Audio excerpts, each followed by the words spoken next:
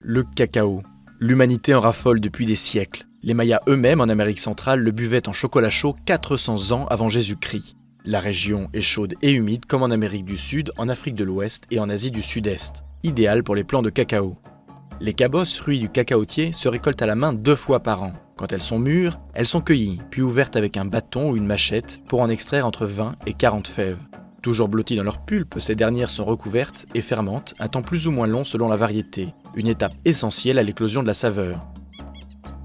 Vient ensuite le séchage. Entre 1 et 2 semaines, les fèves sont le plus souvent étalées au soleil jusqu'à ce que leur teneur en eau soit réduite de 60% à quelques 7,5%. Emballées, stockées, elles sont ensuite transportées dans une fabrique où elles sont nettoyées puis torréfiées. Les fèves sont concassées, broyées jusqu'à obtenir une pâte de cacao fluide qui se solidifie en refroidissant. Voici l'ingrédient de base du chocolat. De la fève de cacao à la barre de chocolat attrapée d'une main gourmande dans le rayon d'un grand magasin, le plus dur est fait. Il ne reste plus qu'à déguster.